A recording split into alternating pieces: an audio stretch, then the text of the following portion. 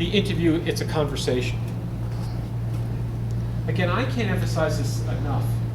You're an adult. You know, everybody in this room, I mean, you're adults. Why give up being a qualified, professional, intelligent, knowledgeable adult when you go into an interview? You know, people will come. I've talked to hundreds of people. So, in fact, there was just a guy who went in for an interview, and they said to him he was going a little bit of a job change. He was going to I don't know where he was coming from. He was going to education, you know, into a school, and they said to him, "Do you know HRIS or HSMN or whatever it was?" And he didn't know what it was. So it was an acronym, and he didn't know what it was. And he just kind of lost. I mean, he didn't lose it, but I mean, the anxiety level goes way up, thinking goes down. I mean, all that stuff happens when you get anxious. I said, "Well, did you ask him what it was?" "No." "Why not?" "Well, did you do that stuff in an interview?" "Yeah, absolutely. You're an adult, you're in a conversation, someone throws an acronym at you." So he went home and he Googled it. He said, "Oh, so that's what it is. I know about that stuff, I just didn't know what the acronym meant." But people do that over and over again in an interview. They ask you a question, and then you go into a panic mode because you don't have the answer. Ask about it, right? Or even say, "Well, how would you handle that?" We're in a conversation. You're an adult, I'm an adult. Let's talk to each other. Okay.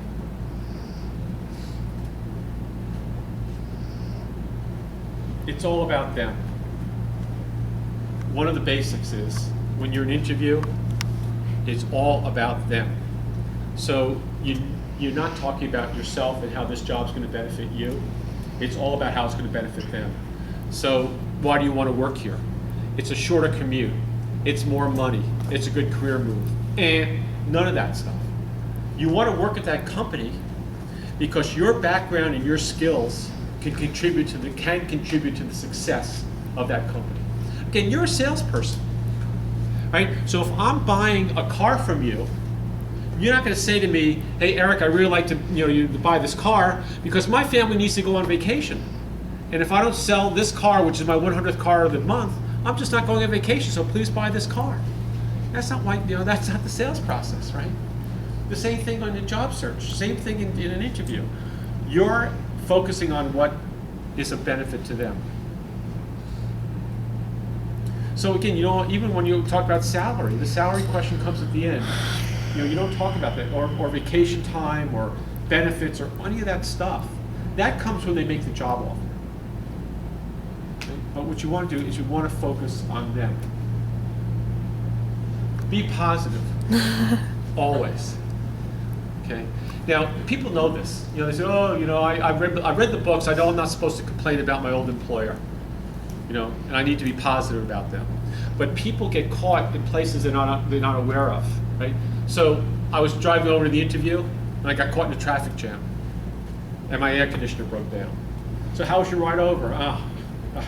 The traffic was unbelievable on 309, and I can't believe it's 90 degrees out. My air conditioning isn't working. That's negative stuff. Right? How was the ride over? It was fine. Now, I don't have to lie and say it was good, but I define it as fine. I got here on time. That's how I define a fine ride. My ride was fine. Okay. The other thing that people make mistakes on is they let their guard down. In fact, I just wrote a blog entry. I write a blog, by the way, called Interview Your Best. I just wrote a blog entry on you need to stay in the interview. What this means is that if the interview is going well, at times they'll say to you, "How about if I take you on a tour of the office?" Or, "How about if you go look at the factory?" People let down. They get up from the office and they walk out. You're still in the interview. So what'll happen is they'll walk through a factory and they'll say, "Oh, I can't believe you got this machine. This is great. My last place I was working, the machines were old, they were antiquated, and they were like breaking down all the time." Negative. Right? It doesn't seem like it is, but that's a negative comment about your last employer. So you want to stay positive all the time about everything. Think about it. You don't want to be around negative people. You don't want to hire negative people. Answer with stories and examples. Now, this is something else that people don't do. People love stories. Stories engage our emotions. The more our emotions are engaged, the more we retain and remember things, the more memorable you will be, and the more likely you are to be hired. So whenever the opportunity comes, and as much as possible, you want to give examples and tell stories. And here's a format that I'll suggest to you to tell a story. It's called STAR, is the aggregate. What was the situation? What was your task? What actions did you take, and what were the results? Now, we'll later on in the presentation, we'll talk more about behavioral questions. Anytime you're asked a question, you want to tell a story or give an example. Anytime. So tell me about a time when you weren't getting along with a coworker, or tell me about a time when you had to work under a tight deadline. You want to tell a story. Remember we talked about you don't want to talk for more than 2 minutes? If you use this format, it will keep you on target, and it will be brief, and you won't meander and wander around. In your resume, if your resumes are written correctly, you'll have accomplishment stories or accomplishment titles in your resume. Each of those lines in your resume that has that accomplishment in it should have a STAR story behind it.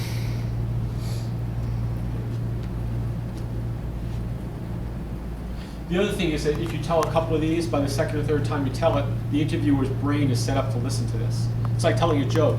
Boom, boom, boom, punchline. Situation, task, action, boom, boom, boom, results.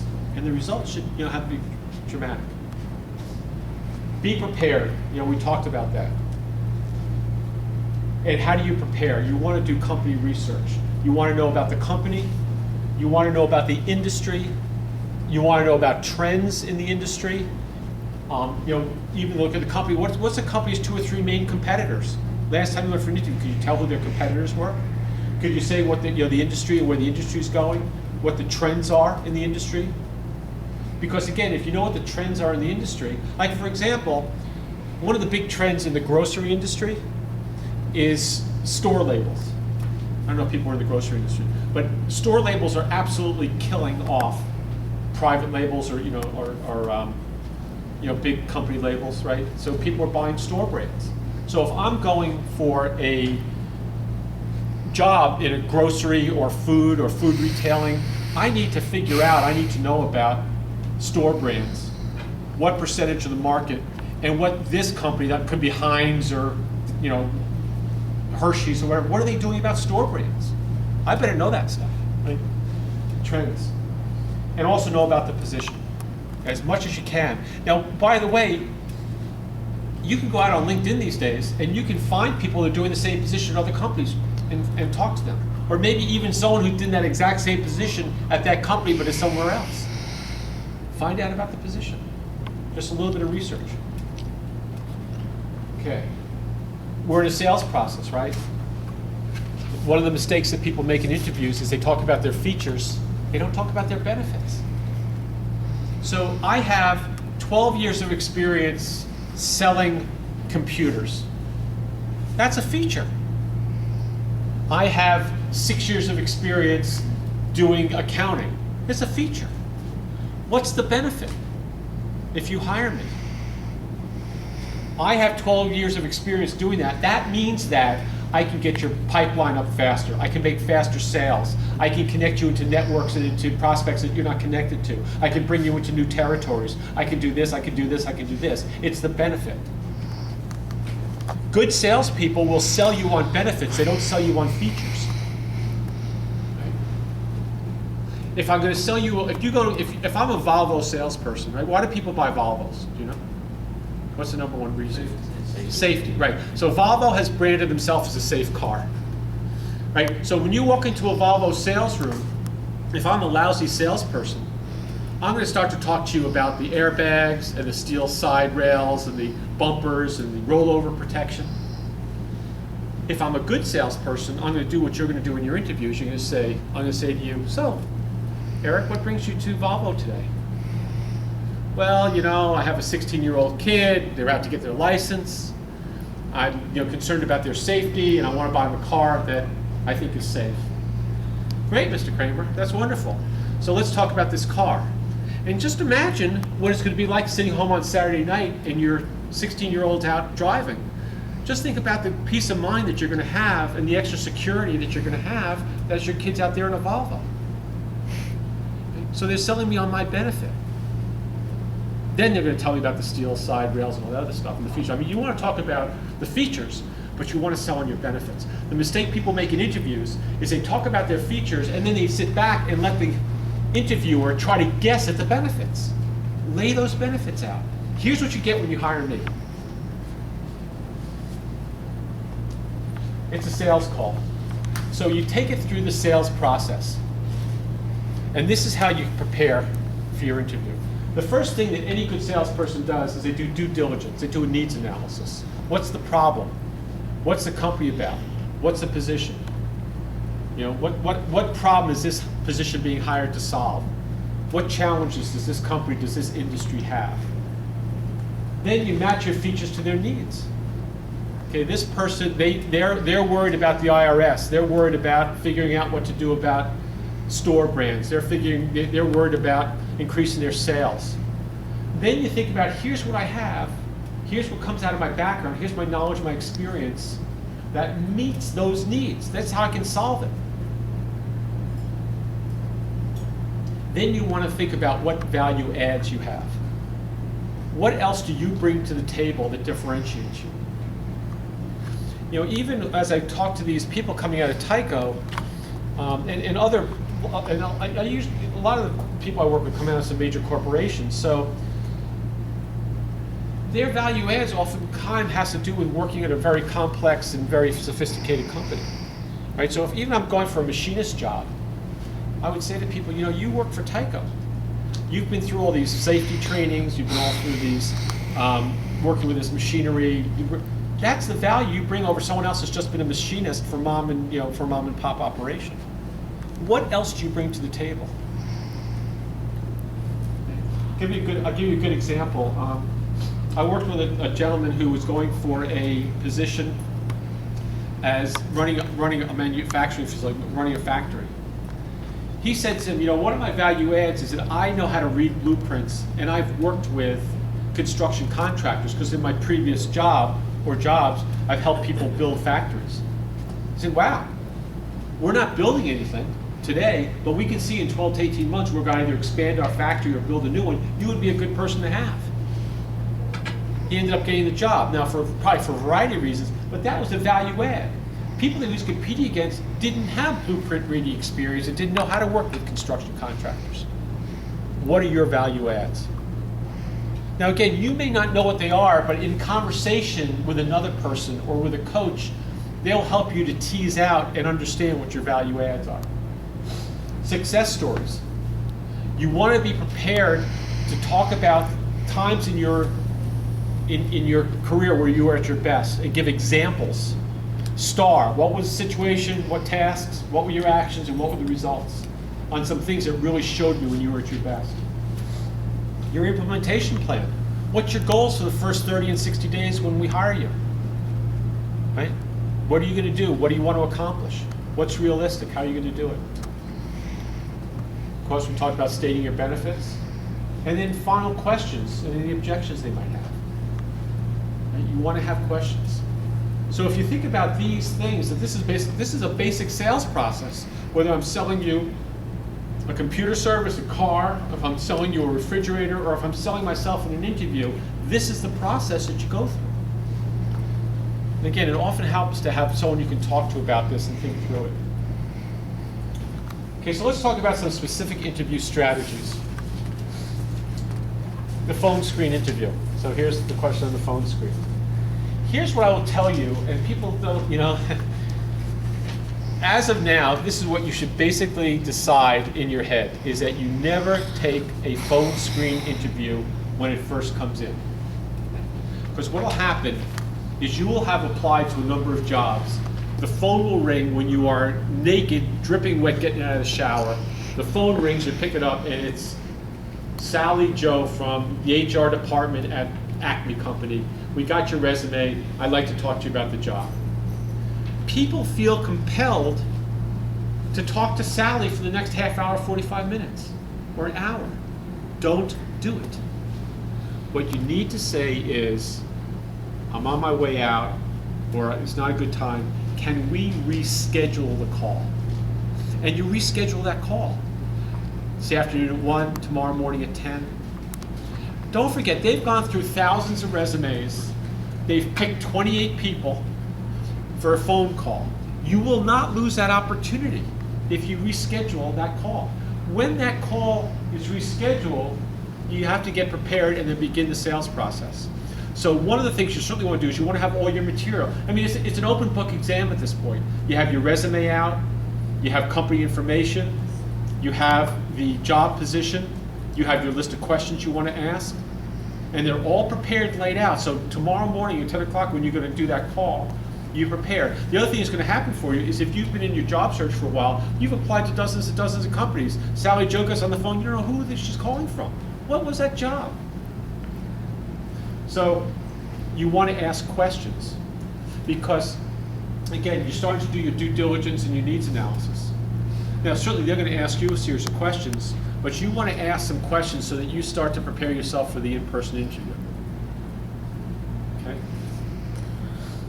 Stand up during your phone call. You sound better. Your diaphragm's open, your chest is open, you sound better. Use a mirror. These are kind of sales techniques I've been learning from Kane. Right? Use a mirror because they will see they can hear your facial expressions. So if you're smiling, they'll know you're smiling. If you're scowling, you don't want to have a face that you wouldn't wear to your interview. So what do you bring to your interview? This is what you bring. You don't walk in empty-handed and you don't walk in with a briefcase. You bring a portfolio that looks like this.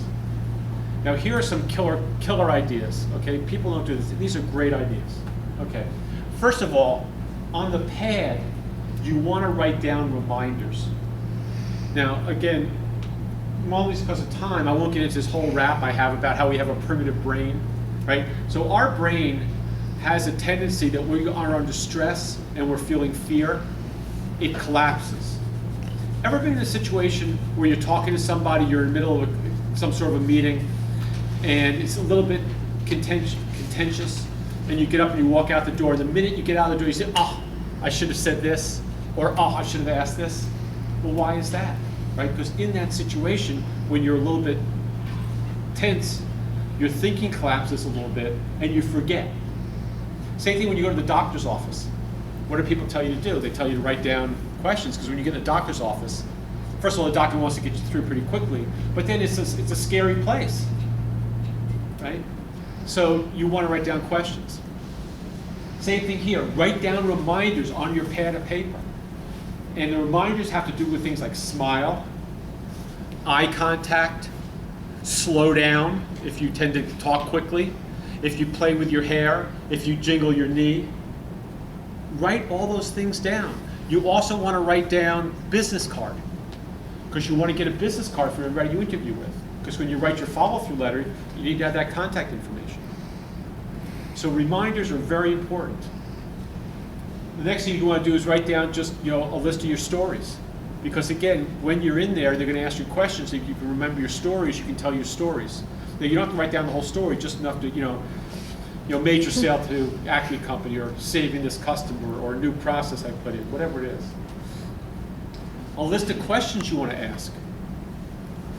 Now don't worry if the questions that you write down here are answered in the interview.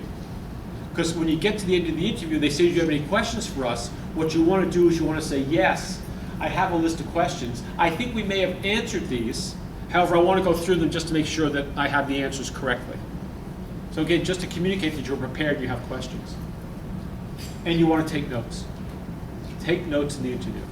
Because when you take notes, what you want to do is you want to use those in your follow-through letter. You take notes of things they like about you and things that they may have had some concerns about. Because when you write your follow-through letter, you want to hit those things again. Okay. So this is, particularly the reminders. Because again, no matter how well prepared, it's just natural to be a little bit tense and a little bit fearful in an interview. So your thinking's not going to be quite as clear. So this is what you want to bring. You can bring copies of your resume. Any questions about this? It's a good technique. People have used this very effectively. Don't bring this to your interview. Okay? No perfume or cologne. If you are interviewing with someone who has chemical allergies, you're done. You're finished. It's over. Right? So you don't want to do that. Okay, so let's talk about how to answer any question, right? There's 2,000 questions out there. I strongly suggest, by the way, that you go out and you get a book or you look on the internet and you see all these questions, right? Look at them. The problem I have is you can prepare to answer 500 questions and not one of those questions are asked in your interview. Right? But here's how you answer any single question you're ever asked, no matter what the question is. Always be positive in your response. It's about them. We talked about that. Whatever the question is, you focus on them. Where do you want to be 5 years from now?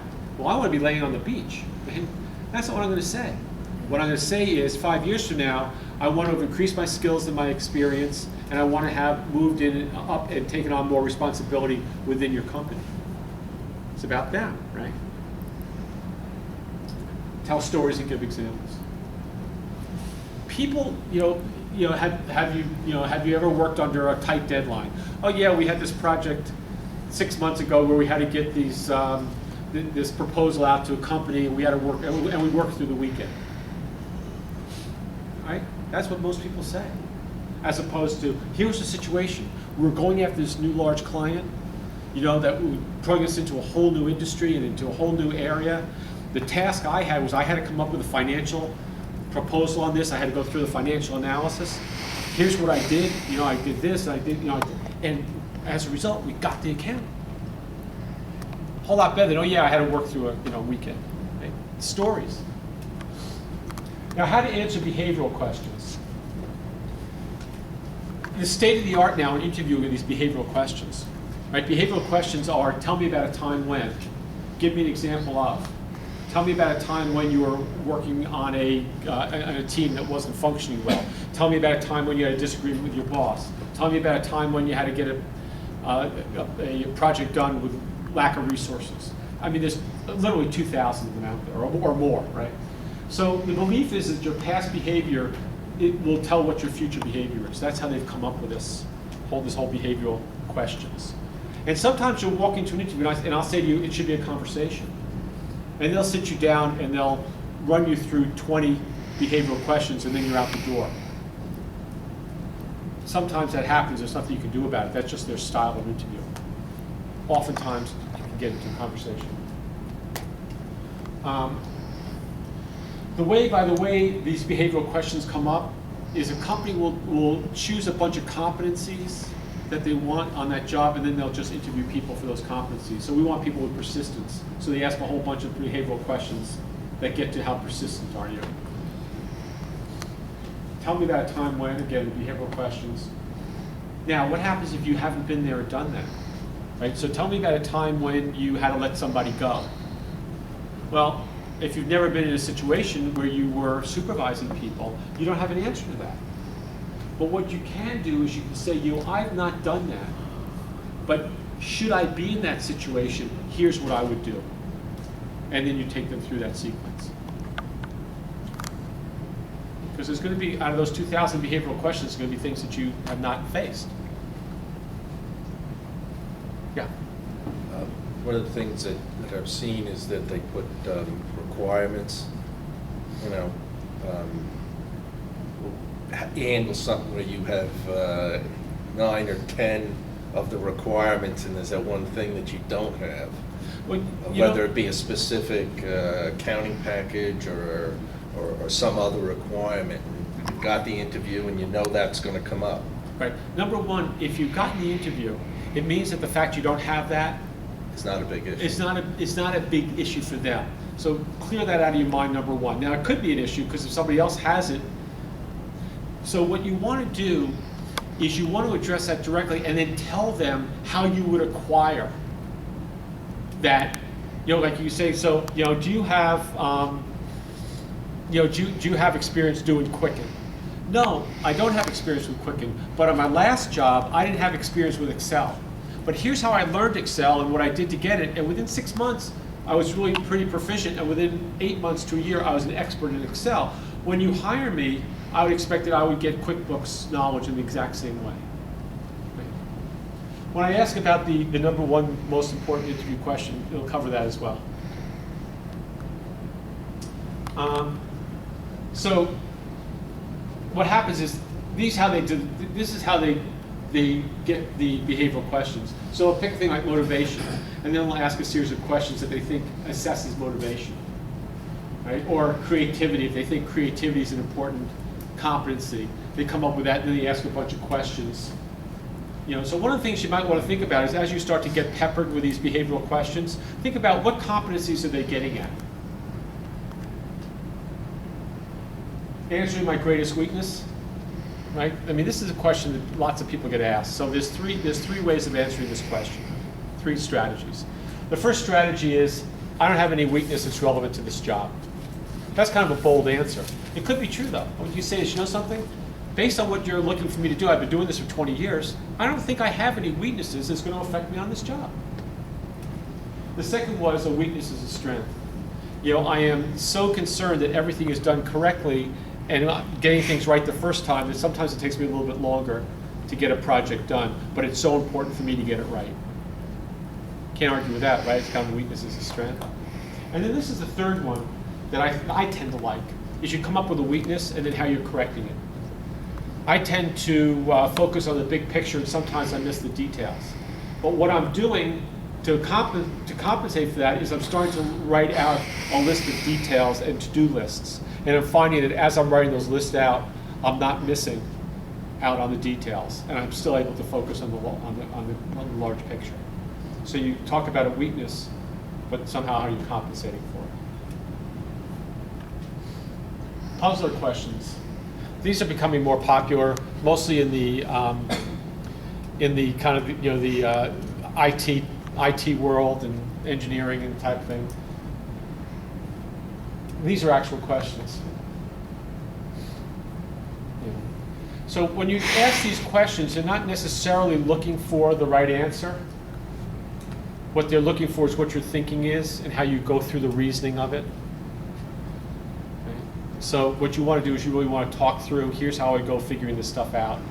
And there isn't necessarily one right answer. If you have an opportunity to schedule your interviews in the morning, people are fresher, there's less fires going on. So if you're given the opportunity, sometimes they'll just assign you a time, but if you can, do it in the morning. Don't be offbeat or quirky. Okay, so even if you're going for a job that is creative, or even if you are a quirky or unusual or you kind of offbeat person, you don't want to do that, talk about that in the interview. Wait till you get on the job to be a little bit offbeat or quirky. Remember, you're in an interview. Remember, we talked about that before. If you're at lunch, sometimes interviews take place over lunch. Sometimes if the interview is going well, they'll say, would you like to see the office? Would you like to meet? You're in the interview, so you're going to be meeting people, other potential coworkers. You want to connect with them. Good handshake, good eye contact, a little bit of conversation, and you don't want to say anything negative. Oh, this is a really nice cubicle. You can't believe the last cubicle I had to work out of. It was drafty and no light. No, you want to stay positive. Okay, let's talk about the compensation question. Okay, because this is the salary. So here's the strategy. If you can, you want to be proactive.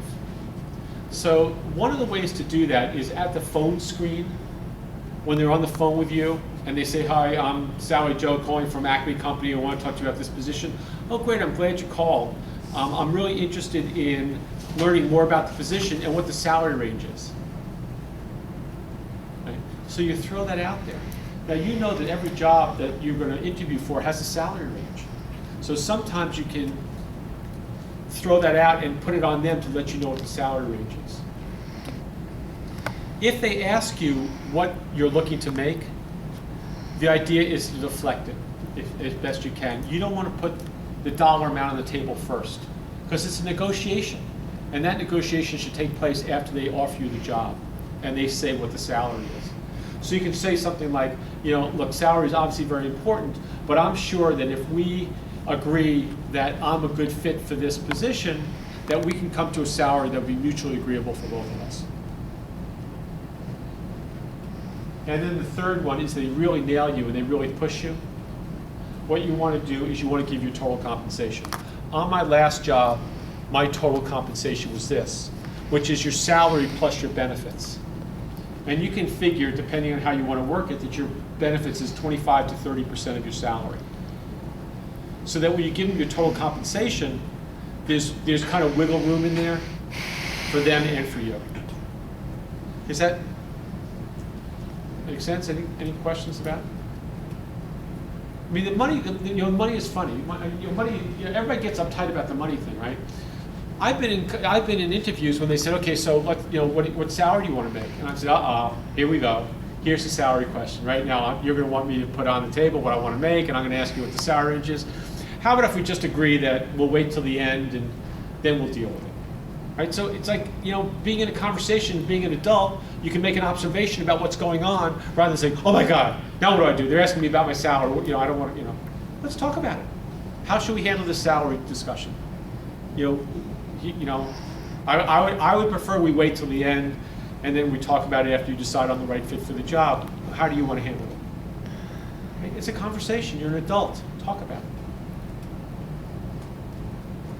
I don't want to get off track, but money is a very it's a funny issue in our society, right? So when I was doing clinical work, I'd work with couples, and I would say, so tell me about your sex life.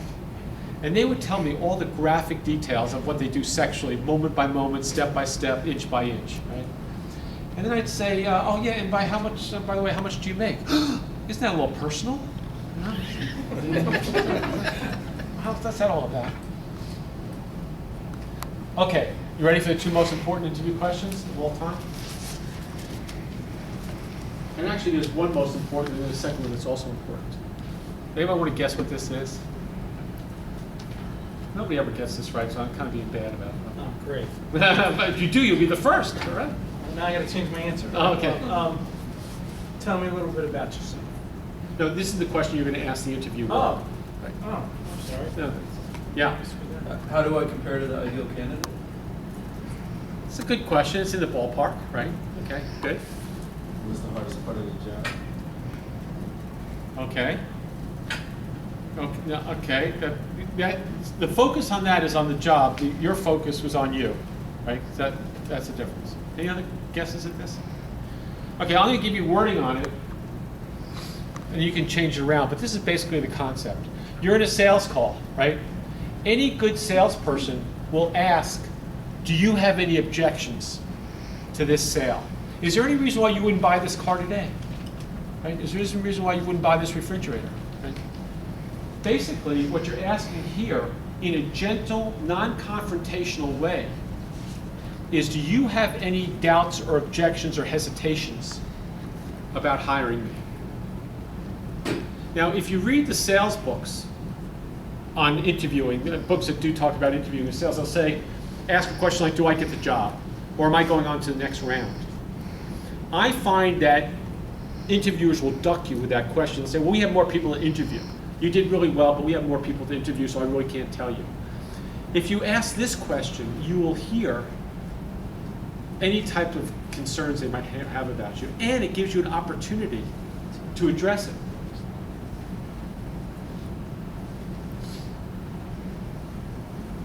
Lots of times you hear stuff that is untrue. I think your greatest challenge is that you haven't had experience working internationally. Wait a second, I have. We haven't had a chance to talk about it, but I do have international experience. Let me tell you about it. The other thing you might hear, by the way, is your greatest challenge is you don't speak French. Bless you. Well, I don't speak French. How critical is that? Well, it's very critical. We can't hire someone that doesn't speak French. I'm not getting the job. And you know something? Other than you've got the sale, the next best thing a salesperson can hear is you're not getting the sale, because then you don't have to continue to chase it. So if I know leaving that interview, I'm not getting the job, I don't have to go home and sit and wait for the phone to ring. It hurts, I'm disappointed, all that, but waiting for the phone to ring on a job you're not getting is even worse. So at least you know. Second best question, how and when should I follow up with you? People don't ask this question. Right? So what you want to hear is we're interviewing for the rest of the week. We should make the decision by Monday. How about if you call me on Wednesday? then you know that next Wednesday you pick up the phone and you call and you say, just as you asked me to do, I'm calling. Don't let them duck you. Don't let them say to you, we should make the decision by next Tuesday, we'll get back to you. What you say is, if I haven't heard from you by Thursday, would it be okay for me to call you? Typically say yes. And then it's incumbent upon them to pick up the phone because they suggested you do that. And you have a time frame. You wouldn't believe the amount of time I've spent with clients. And they say, should I call today? Is it too soon? Is it too often? Should I email them? Should I call? Should I write? I mean, ask the question. You'll have the answer. And don't follow up, you follow through. You always write a follow-through letter. And I'm not saying, it's not a thank you letter, it's a follow-through letter. It's the continuation of the sales process. So in your follow-through letter, you're writing about stuff like, I was glad that you found that I've done this impressive, or, I was impressed by this, or I know you were concerned about this, however. So what you do is you take your notes and you write a follow-through letter that reflects what went on in the interview and continues that sale. I look forward to being able to bring my background in forensic accounting to your company. Or, based on my background and skills, I'm sure that that we can get the pipeline up and started very quickly. Right? You want to continue that sales process. A lot of what you read is like, thank you for interviewing me, I look forward to hearing from you. It's kind of a wasted letter. So that's it. So that's the last piece of it. Okay? So that's what I have to tell you. We coming to the end of our time. Did I answer the questions that that people had? Yes. How do you handle in an interview when someone asks for a list of contacts or potential sales customers? You laugh at them. So what are you, nuts? You gotta hire me to get that, dude. Right? I've actually had a client who, before I started working with him, he went to an interview and actually handed out a list of his clients, he'd worked in the territory for years and years and years. And then he didn't get the job, and he found out they were working his list. Right? So what he did in the next time is he would show the list and take it back. Right? One of my pet peeves, by the way, is there's lots of companies that ask for people to do way too much work in the interview. I mean, actually, my older brother went for a job a couple years back, and they had him do a marketing plan and a presentation. He spent like 12 to 15 hours putting this thing together. They got tens of thousands of dollars in free consultation from him. It's unconscionable. But what happens is candidates say, oh, if I don't do this, then I don't have a shot at the job. He actually paid a consultant to help him put together a PowerPoint presentation. But there was another client I worked with that she left the interview and they emailed and said, please send us a marketing plan. So she put together an outline of a marketing plan and sent it to him. She didn't get the job because there wasn't enough meat on the bones. Right? Do you follow through with the marketing plan, or how do you handle that? I mean, first of all, I feel giving someone a customer list, or what do you bring to the table? I ask me, what is potential customers would you bring? I responded with a follow-through letter with suggestions of what markets I would approach. One or two customer leads, if you will. But why should I give you that information? That's mine. Exactly. It's like, again, you're in a conversation, right? In certain ways. In a letter, it's hard, but if someone asked me for my referral list or my prospect list, I would say, hey, you got to hire me to get that, kind of in a humorous way, but to actually say, look, you're asking me for something that I'm really bringing to you as a benefit. I have a really good prospect list. In fact, I'm going to be able to get your pipeline up and running. There's over 20 prospects that I can call on the phone today. For example, ABC Company. And there's 18 others of those. Now, let's talk about my coming and helping you out with that. Right? Now, the other thing, by the way, one of the traps people fall into in interviews is they'll say, hey, how would you solve this problem? So they give you a problem that's going on in the company or in their department, and you start to solve it. Well, that's a trap, because you may say, how about this, how about this, how about this? And the guys, they're sitting there saying, well, we tried that. So now, why should I hire you? You're just gonna do all the old stuff we tried anyway. Now, of course, they may not have tried it well enough or not done it better, it's whatever. But what you wanna do is you wanna say, you know something? I don't have enough knowledge of what goes on in your department specifically to solve that problem. But here's a problem, that kind of problem I solved on my last job, and here's how I approached it. Or, you know, I'm not sure, but I might try something like this. But not go through a list and give them a opportunity to say, you don't bring any new ideas to the table. So there are those. But I feel very strongly. It's like if you want, you want my product, you got to buy me, and you got to pay for it. All you do is you pay me for my time and my brain. All right, any other questions? Yeah. Well, one of the resume type thing is once you get to the interview process, there was a statement, prepare a 20-minute presentation, details to follow. Depending on what the presentation is, how would you handle that at an interview? Well, I'll tell you, this is kind of my own private product. I'll suggest it to you if it's on Interview Best. So I have come up with a new way of interviewing called Interview Best. And in fact, in my book, there's a section that writes about an interview presentation. And what it does is it helps people put together a presentation, a sales presentation they bring with them to their interview. So you go to interviewbest.com, and it will take you through the process of putting together a presentation. And even if you don't bring it with you, just the process of going through it helps people prepare. So if you're looking for a presentation, that is a perfect interview sales presentation for a specific job. Blows people away, absolutely. Yeah. We're speaking of, I guess, the salaries.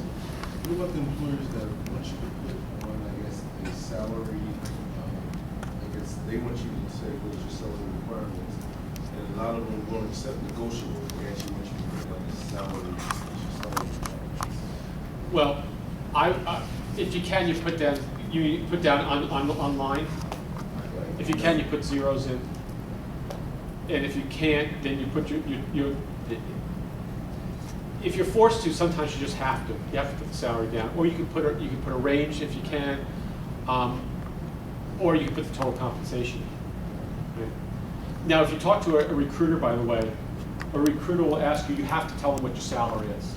But recruiters won't necessarily expose that to the company. They just want to let you to know whether it makes sense to refer you into that company. So when you work with recruiters, and again, you know, when you work with career advocates, we have a whole strategy around recruiters and how to, what I call the care and feeding of recruiters. And they're important people, and they can really be very helpful if you know how to manage that relationship. The salary thing, you know, and again, I've done a lot of research and I've asked a lot of questions about this. Some internal recruiters at companies say, I never expect anyone to fill that out. In fact, if they do, they're not very sophisticated. Other recruiters say if they don't fill that out, it means they're not following directions. If they can't follow directions online, they're not going to follow directions of the company. I'm not even going to consider them. So it goes the whole range. Again, the suggestion is, if you can, is to hold out until the salary question, till you get the job offer. And then you always negotiate your salary. Just always negotiate. It doesn't have to be a hard negotiation. Just, you know, can we do better than that? Okay, one last question. Then we're going to do phone interview. Towards the end of the phone interview, I posed the question, where do we go from here? And the response was, well,